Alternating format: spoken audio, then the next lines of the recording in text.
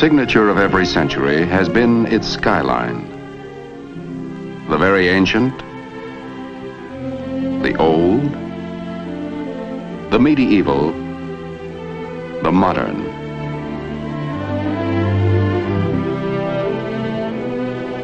Imprints of man's never-ending path of progress, silhouetted against the ageless canvas of the sky. Our day, our times, our signature, our skyline.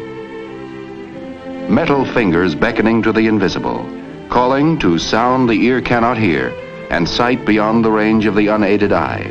Our era, the era of television. The dream of television had persisted for centuries.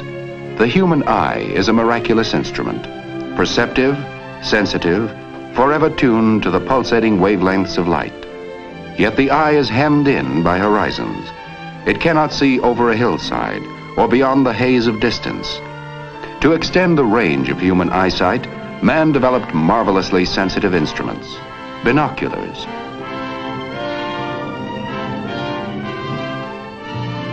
Giant telescopes to probe the furthest span of space.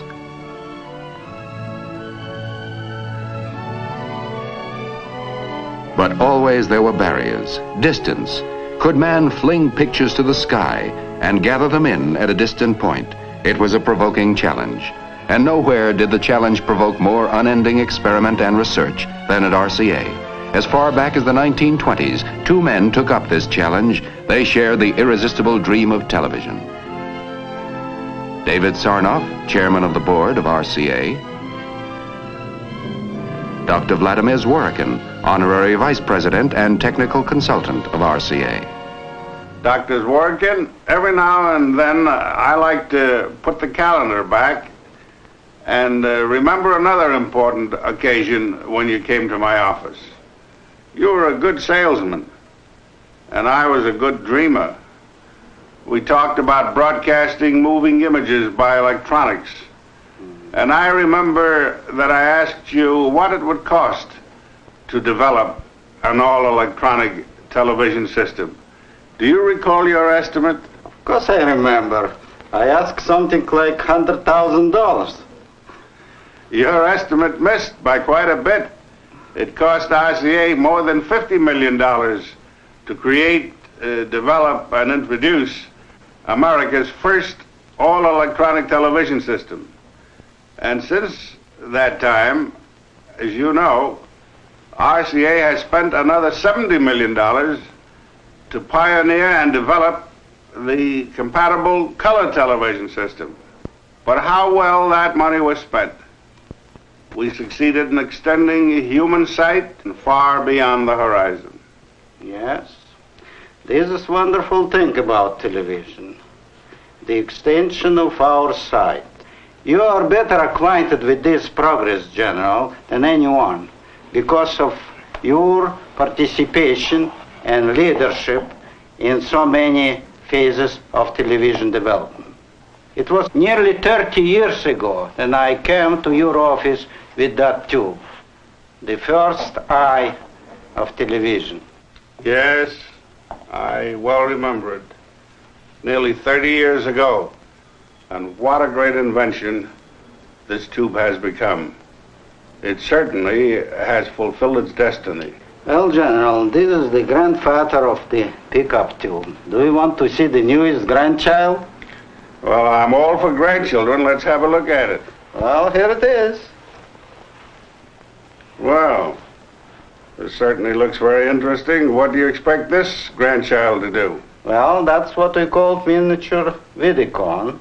And I hope eventually it will replace all the existing pickup tubes for all the purposes. Well, that's very interesting and certainly very promising because what we need to do is to reduce the size and the cost of these components so that television, color television, both at the transmitting and the receiving end, may be within the reach of everyone. That is my hope. The turning point came in 1923 when Dr. Zworykin invented the iconoscope. This tube, after years of further development, became the Image Orthicon, the electronic eye of the modern television camera.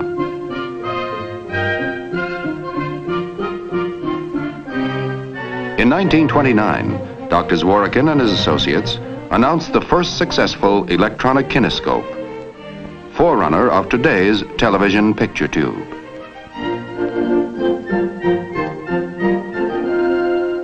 The circuit was complete. All electronic television was achieved. It worked. How? The lens of the television camera acts like the iris of the human eye. It gathers in the light rays and focuses them on a mosaic of light-sensitive material that is built into the picture tube. The light-sensitive material converts the light into electrical impulses, a reaction varying with the strength of the light. The optic nerve of the camera picture tube is the electron beam, controlled by electromagnets. The beam scans the picture, which is on the plate, in rapid sweeping motions from side to side, from top to bottom. When the beam hits the image, it loses varying amounts of electrons and then bounces back to the opposite end of the picture tube, where it is amplified millions of times.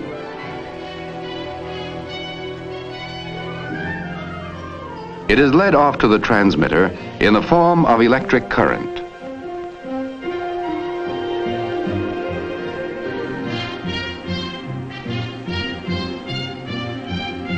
The signals are broadcast as radio impulses into space.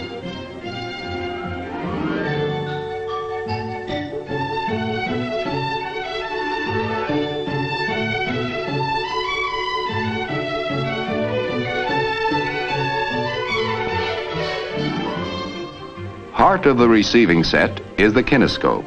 Here, the action is reversed. The stream of electrons, synchronized perfectly with those of the camera tube, literally paints the picture information on a chemically treated screen line by line. The glow is bright when the beam is strong, less bright when it is weak. Thus, the picture is reassembled. 1931. Atop the Empire State Building, the National Broadcasting Company, a service of RCA, erected the transmitting antenna for experimental television station W2XBS.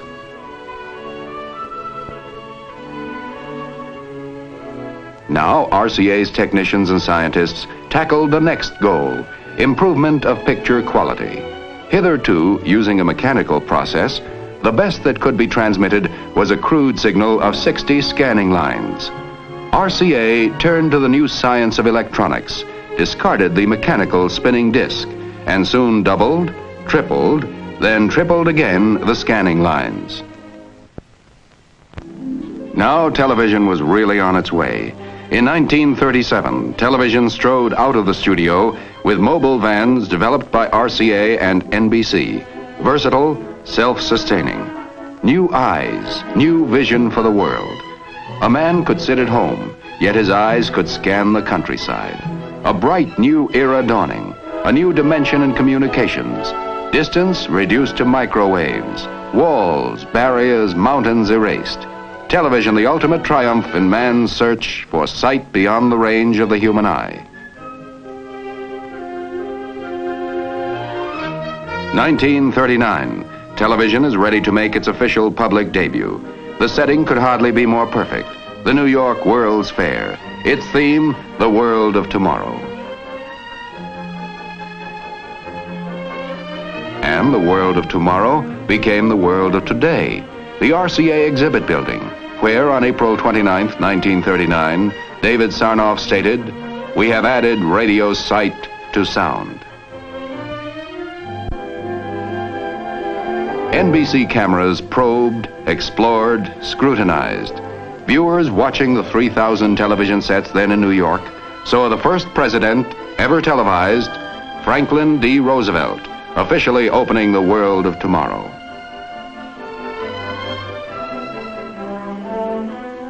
Via television, the viewers toured with the King and Queen of England through Pavilion and Midway. Day by day, television produced new adventures, new vistas, new excitement, new thrills. NBC presented the first baseball game ever televised, August 1939. 1940, the nerve-tingling drama of a national political convention, the first ever televised. Philadelphia and New York were knit together by the electronic miracle of television. Radio relays, pioneered by RCA, and the telephone company coaxial cables, wiped out the horizon as the far limit of telecasting.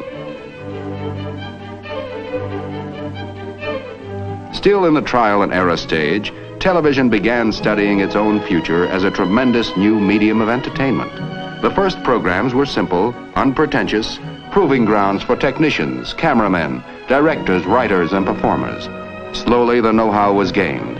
Bit by bit, creative imagination began to give form and substance to the new art form called television.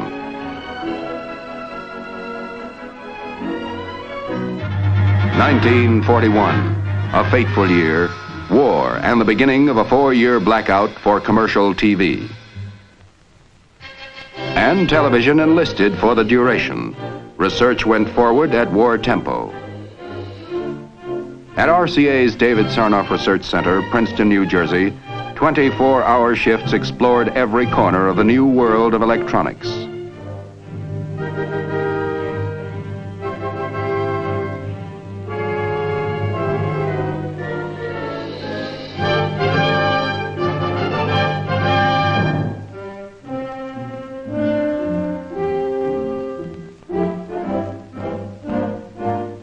For submarine detection, the sniper scope that made it possible to see a target in darkness. Thus, the progress of perhaps a peacetime decade was compressed into 4 short years. 1945, the war over. After 4 years of unparalleled war effort, denial, sacrifice, the American public hungry for the rewards of peace. And television, with its promise of endless hours of enjoyment, entertainment, was part of the peacetime dream.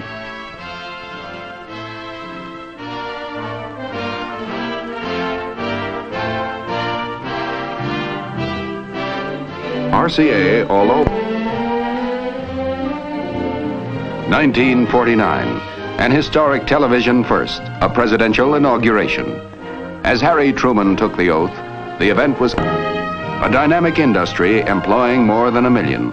Television, an unparalleled blending of science and art, invention and engineering, private incentive and public service. By television, American business has found a most effective advertising medium, and in turn, advertising has provided the resources that sustain the standards of programming and permit the never-ending research that is the heart of the television industry.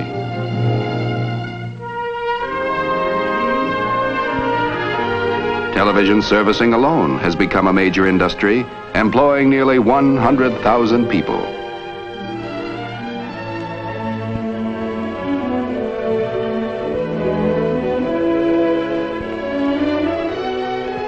Yes, in little more than a wink of time, television has entered our homes, our lives, imprinted new silhouettes on our skyline. And all this has been just the beginning. There was still another dream to be realized. Still another dimension to be added.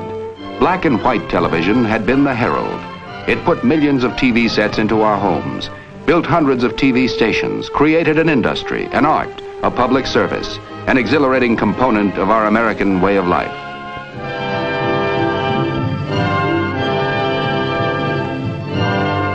It provided the foundation for the next giant step forward.